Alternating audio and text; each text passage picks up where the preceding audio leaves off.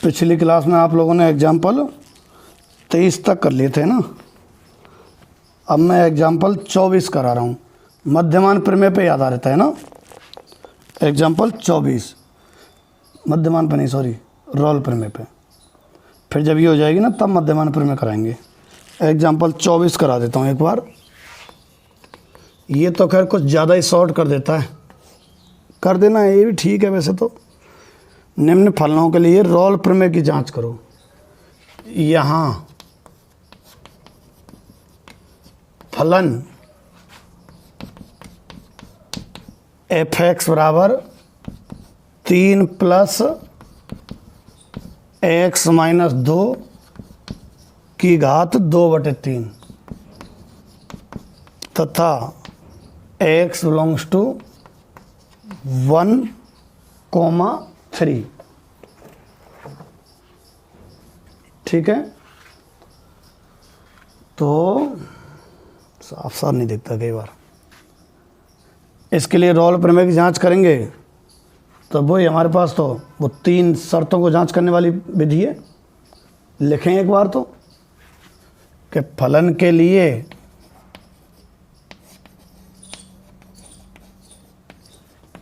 क्या कि रोल प्रमेय लागू होगी यदि फलन के लिए रोल प्रमेय लागू होगी यदि 3 जो शर्तें लिख देता हूं। पहली, फलन के लिए रोल प्रमेय लागू होगी यदि, पहली शर्त पे आ जाओ कि x बिलोंग्स टू कितना अंतराल 1 से 3 में सतत हो। दूसरा, x बिलोंग्स टू 1 से 3 में सतत हो। दूसरा, x बिलोंग्स टू 1 से 3 में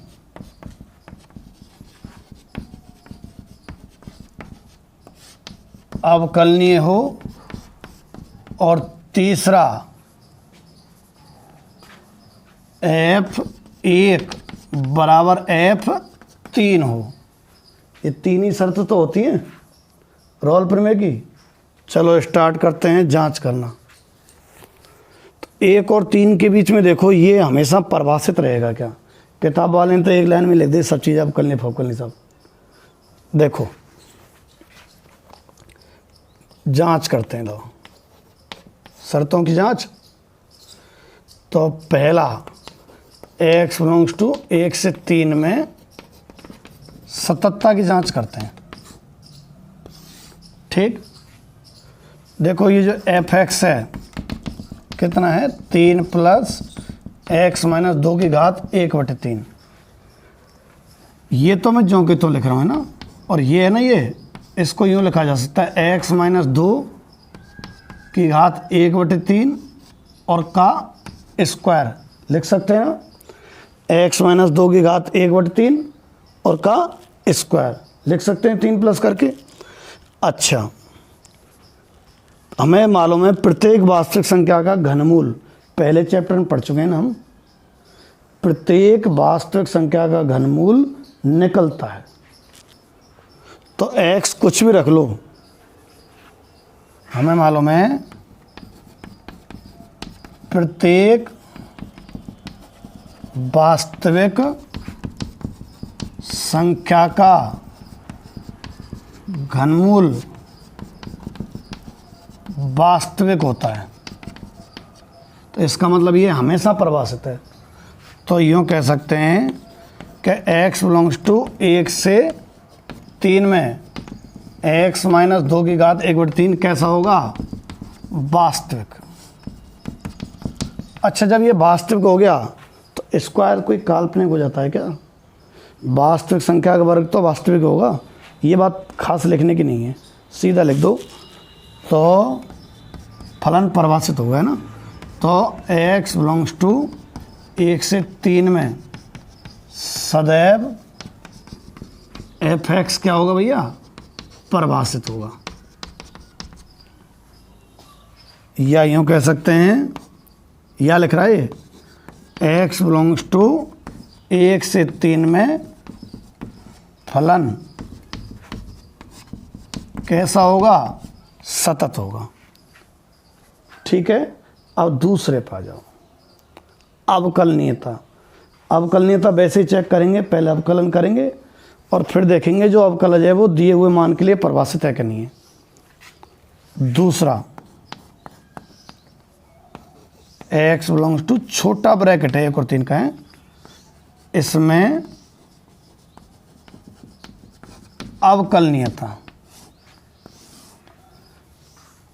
तो पहले तो एफ डैश एक्स प्राप्त करो, साइड में लिख देता हूं यदि संभव हो, तभी किया है। तो एफ डैश एक्स 3 का तो 0 प्लस इसका करो x की पावर n से तो होगा, x की पावर n का क्या होता है n, और x की पावर मतलब x माइनस 2 की पावर n माइनस 1। चलो ये आ गया 2/3 और x माइनस 2 की पावर माइनस 1/3, ये नीचे आ जाएगा 2/3 1/x माइनस 2 की पावर 1/3, x माइनस 2 की पावर 1/3। ठीक है क्या? अब आगे सुनो, क्या अंतराल है 1 से 3। अब तुम सोचो 1 से 3 में ये सदैव परिभाषित है क्या? ना है।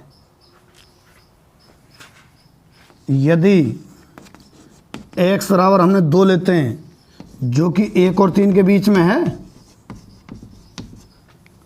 यदि x बराबर 2 1 3 में है ना, तो एफ डैश एक्स नीचे 0 हो जाएगा छोड़ो, 2/3 और नीचे 0 की घात 1/3, कुल मिला के अपरिभाषित। तो यूँ कह सकें कि x बिलोंग्स टू 1 से 3 में अवकलनीय है, अवकलनीय नहीं है, और 1 से 3 में अवकलनीय नहीं है तो लिख दो फलन के लिए रोल प्रमेय लागू नहीं होती, चूंकि दूसरे शर्त संतुष्ट नहीं है, चूंकि फलन द्वितीय शर्त को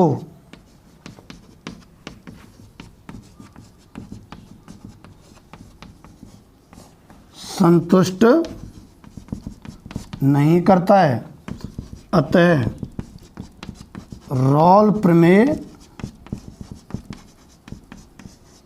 लागू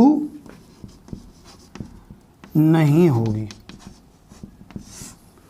अतः रोल प्रमेय लागू नहीं होगी। ठीक है, ये आप नोट कर लो।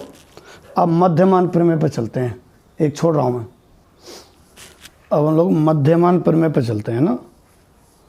अब तक तो रोल प्रमेय हो गई,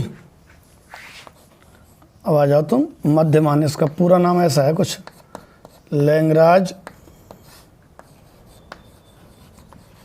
मध्यमान प्रमेय।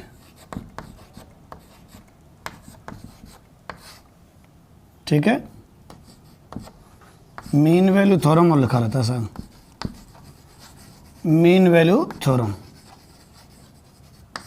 ठीक, तो मध्यमान प्रमेय बिल्कुल उसी की तरह है, किसकी तरह? रोल प्रमेय की तरह। रोल प्रमेय में तो 3 शर्तें थी ना, इसमें मात्र 2 ही हैं। तो मैं वही कथन लिख रहा हूं कि मध्यमान प्रमेय उसी तरीके से अंतराल होगा, तो फलन एफ एक्स के लिए एक्स बिलोंग्स टू ए से बी में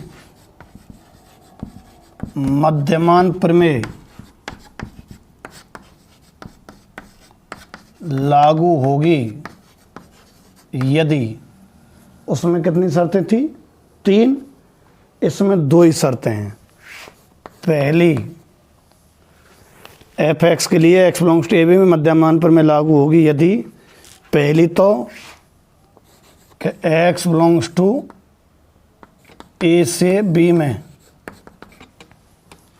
सतत हो, ठीक है। दूसरा, एक्स बिलोंग्स टू छोटा ब्रैकेट ए बी में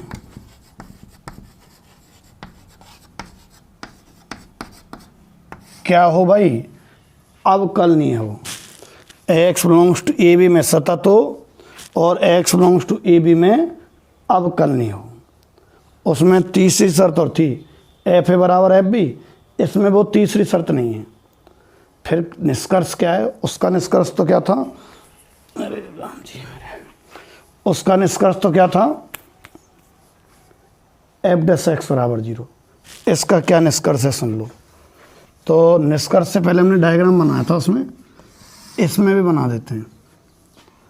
मान लो कोई ग्राफ यहाँ से इसकी सीध पे इस जगह पे x बराबर a है, तो ये दूरी x बराबर a है और ये f हो जाएगी ये। और मान लो इस जगह से कोई चालू हुआ, बिंदु का नाम है a इंटू एफ इंटू ना है कॉमा, अरे x कॉमा वाई के मानी तो है बिंदु में। x कोऑर्डिनेट तो इस बिंदु का कितना है, ये दूरी जो कि a, और उसके संगत y क्या होता है एफ एक्स जो कि f है। तो ये बिंदु a कॉमा एफ है। यहाँ से कोई ग्राफ चला और यहाँ x बराबर b है, अब कोई ऊंचाई वैसी सोच लो मन में, इस जगह ये ऊंचाई मान लो एफ बी है, तो ये बिंदु कितना हो गया, x का मान पहले तो, और फिर y का मान जो कि कितना है एफ बी। अच्छा, बराबर ऊंचाई की इसमें शर्त है नहीं, रोल प्रमेय में तो बराबर ऊंचाई की शर्त थी ना, इसमें बराबर ऊंचाई की शर्त नहीं है। एफ ए बराबर एफ बी था तो सही, इसमें नहीं है वो। तो वैसे ही इसकी ऊंचाई और इसकी ऊंचाई भिन्न हो सकती है।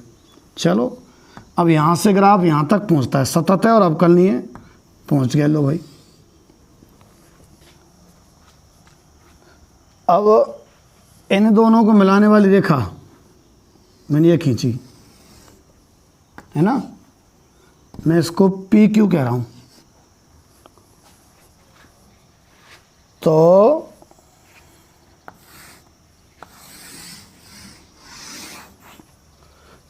चित्र में अगर हम देखें पी क्यू की प्रवणता कितनी होगी, 50 तरीके से निकाली थी प्रवणता। अगर थीटा होता है, अगर थीटा दिया होता है तो प्रवणता टेन थीटा, अवकलज को भी प्रवणता बोलते हैं। और अगर दो बिंदु दे रखे हो ना, एक तो x1 y1 हो और एक x2 y2 हो, तो प्रवणता होती है y2 minus y1 upon x2 minus x1। तो पी क्यू की जो प्रवणता है y2 माइनस y1 के हिसाब से f B minus F A upon x2 minus x1 के हिसाब से b माइनस ए, ठीक है। अब चूंकि यहाँ से यहाँ तक ग्राफ लगातार गया है, तो हर जगह स्पर्शरेखा खींची जा सकती है, हर जगह। कहीं ना कहीं तो स्पर्शरेखा जो है, स्पर्शरेखा है, कोई ना कोई सी स्पर्शरेखा तो इसके समांतर होगी। एक्स का ऐसी कोई ना कोई जगह होगी ए और बी के बीच में,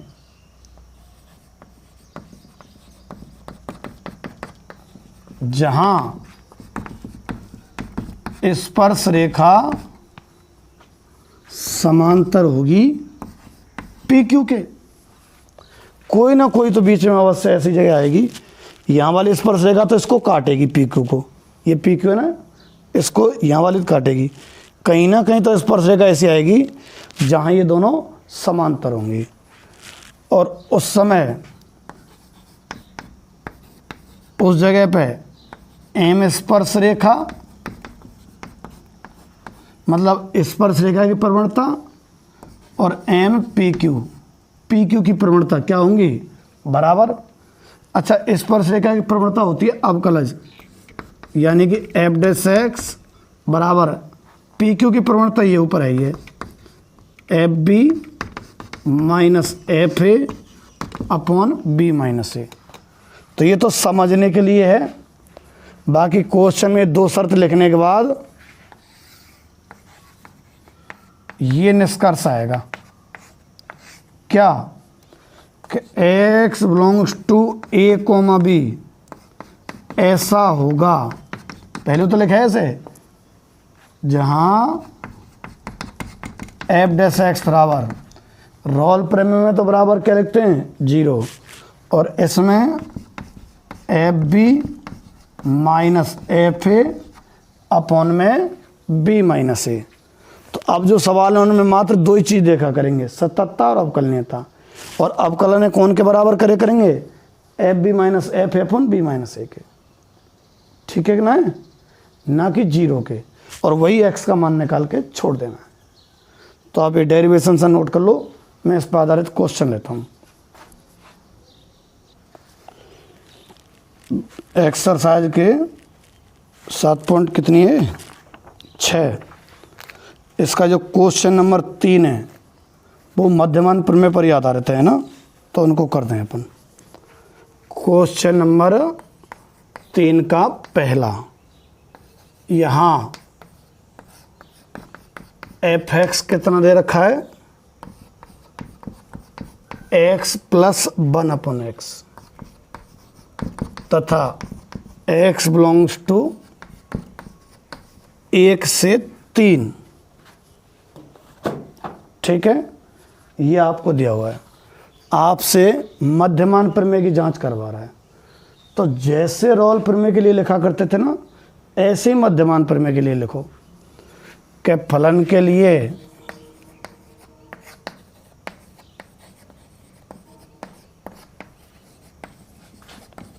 मध्यमान प्रमेय लागू होगी यदि दो शर्तें हैं ना उसकी। पहली तो फलन के लिए मध्यमान प्रमेय लागू होगी यदि पहली शर्त तो क्या है कि दिए अंतराल में जो कि 1,3 है, इसमें क्या हो, सतत हो, और दूसरी x बिलोंग्स टू 1,3 में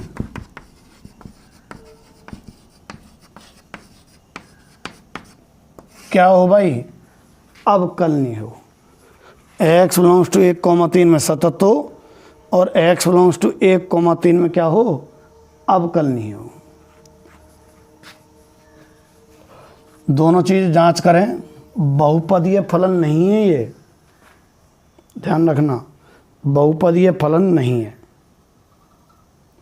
x घात -1 बैठ रहा है इसमें, हमेशा पूर्ण अंक, पूर्णांक भी नहीं, माइनस के नहीं, पूर्ण अंक की बात कर रहा हूँ, तो बहुपदी हो जाए। परंतु देखो यहाँ स्पष्ट है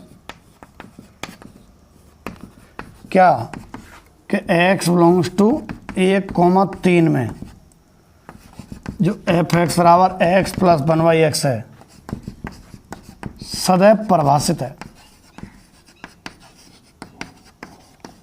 सिर्फ और सिर्फ कब दिक्कत हो सकती है, जब x का मान 0 हो। x 0 हो जाएगा ना तो ये अपरिभाषित हो जाएगा, अदरवाइज कोई दिक्कत ही नहीं है। 1 और 3 के बीच में कोई मान रख दो, हल हो ही जाएगा, ठीक है। तो फिर क्या कह सकते हैं, तो इस अंतराल में क्या है, सतत है।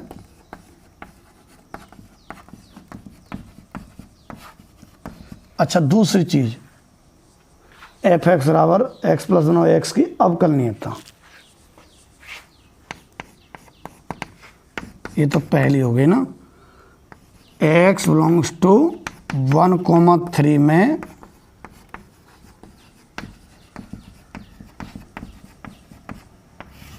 अवकलनीयता, ठीक है।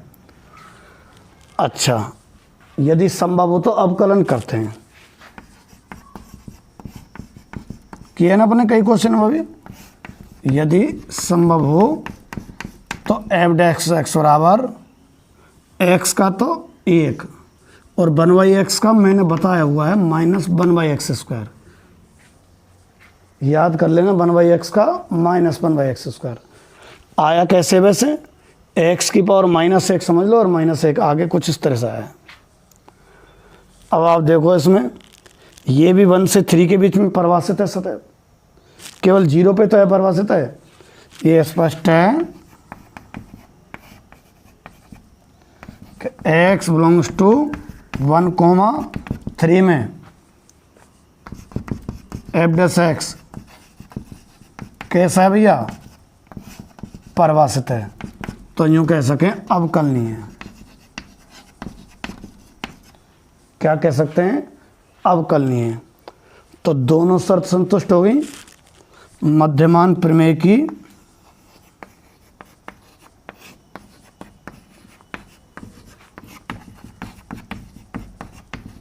दोनों शर्त संतुष्ट हैं। मध्यमान प्रमेय की दोनों शर्त संतुष्ट है ना, तो मध्यमान प्रमेय लागू होगी। तो निष्कर्ष लिख दो, निष्कर्ष। ठीक है, निष्कर्ष। निष्कर्ष पे आ जाओ भाई।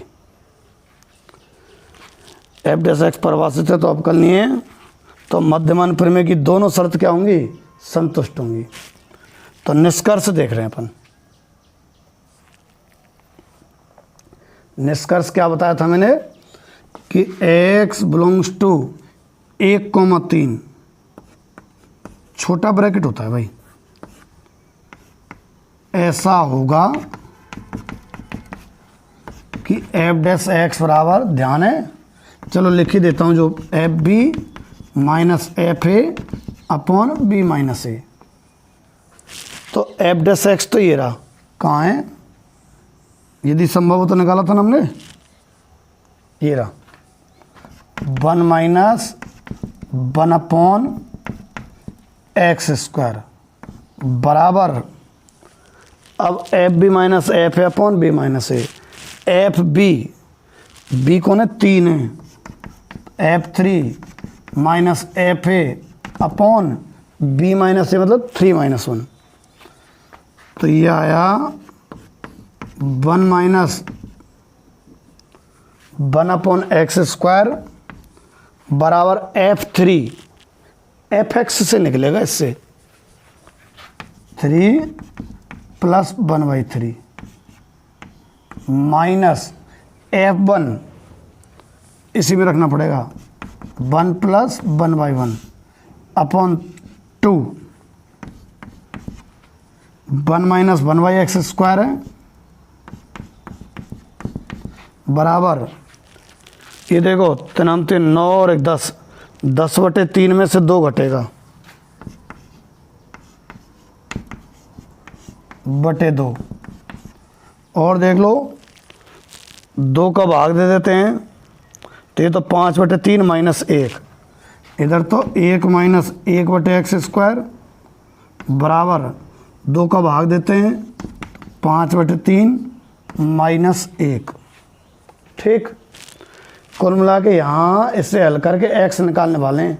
अब कोई मशक्क़त नहीं बची है, कर रहा हूँ मैं। एलसीएम ले लो, x² - 1/x²।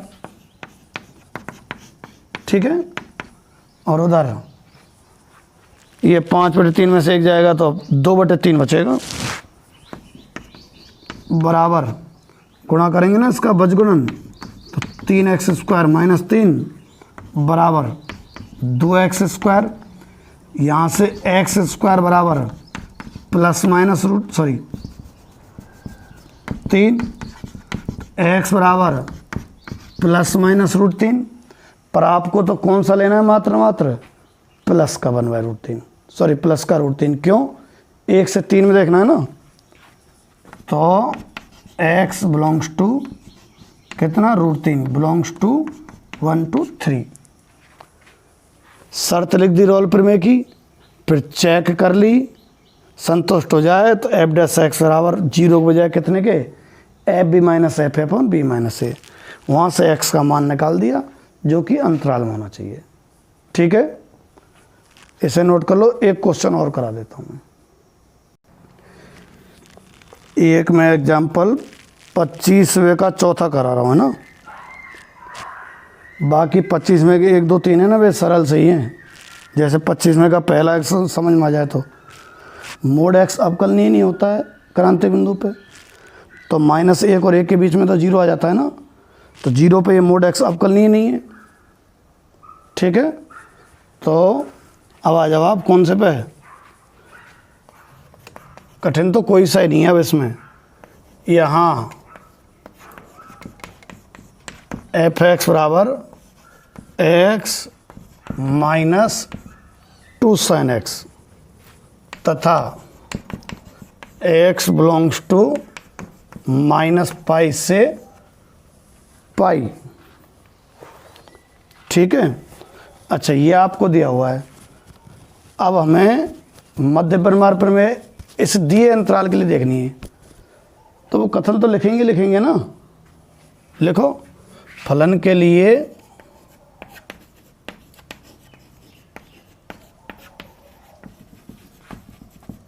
मध्यमान प्रमेय लागू होगी यदि, फलन के लिए मध्यमान प्रमेय लागू होगी यदि दोनों शर्तें लिख रहा हूँ। पहली, दिए अंतराल में सतत हो, है ना, -π से π में फलन क्या हो, सतत हो। दूसरा, दिए अंतराल में अवकलनीय हो।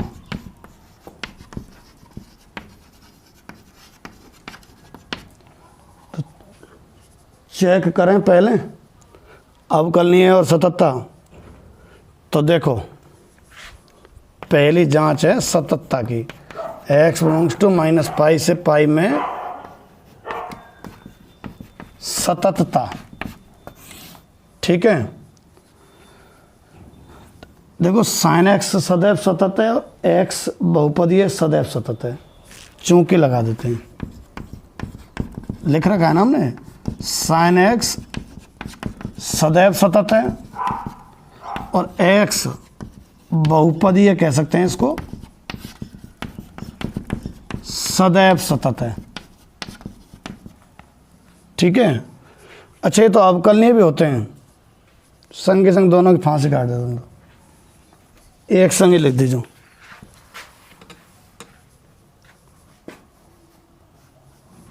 sin x सदैव सतत बावकलनीय होता है और ऐसी x बहुपदीय सदैव सतत व अवकलनीय है। ठीक है, और हमें मालूम है कि दो सतत अवकलनीय फलनों का जो अंतर है, अंतर ही तो है छोड़ो, ये घटाव ही तो है, भी सदैव क्या होता है, सतत अवकलनीय। ठीक है, तो इसका मतलब कह सकते हैं कि ये x माइनस जो 2 sin x है ना, ये दिए अंतराल में सतत और इस छोटे में अवकलनीय।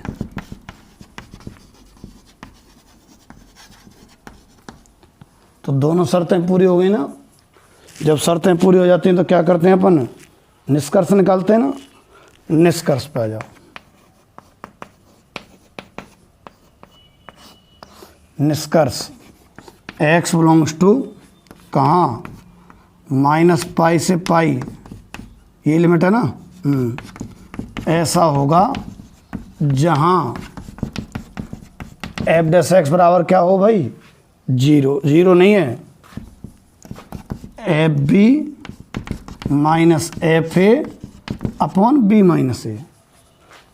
तो रखना एफ डैश एक्स का मान 1 - 2 cos x बराबर एफ बी को मतलब है f pi minus F a मतलब है f minus pi upon b है पाई माइनस माइनस पाई। तो देखो 1 माइनस 2 cos x तो है ही है, ये बराबर एफ पाई रखिए हमें pi minus 2 sine pi minus f minus pi, यही में रख दो minus pi minus 2 sine minus pi upon में 2 पाई। तो ये आ गया 1 माइनस 2 cos x बराबर साइन पाई, और साइन माइनस पाई तो जीरो ही होता है छोरे, है ना। तो ये भी जीरो हो गया, ये भी जीरो हो गया। देखो माइनस माइनस प्लस पाई हो जाएगा, कुल मिला के प्लस पाई और प्लस पाई 2 पाई, और बटे में भी 2 पाई, है ना। x को मान निकालने कछु मेहनत ना है, है ना। 1 माइनस 2 cos x बराबर 1, 1 से 1 कट गया, कुल मिला के cos x बराबर आ रहा है 0। तो x बराबर कितना देखना, बहुत सारे मान है पर हमें तो उसके बीच में लेना है, तो π/2 ले लो, खूब बढ़िया है। x बराबर π/2 बिलोंग्स टू कितना, माइनस पाई से पाई, बस हो गया। तो ये तुम्हारे मध्यमान प्रमेय पे आधारित सवाल करा दिए मैंने, ये हो गई है। कल की में जितनी विविध संभव हो जाए कल हो जाए तो ठीक है, नहीं तो उससे अगले दिन हो जाएगी, ठीक है। नोट कर लो आप।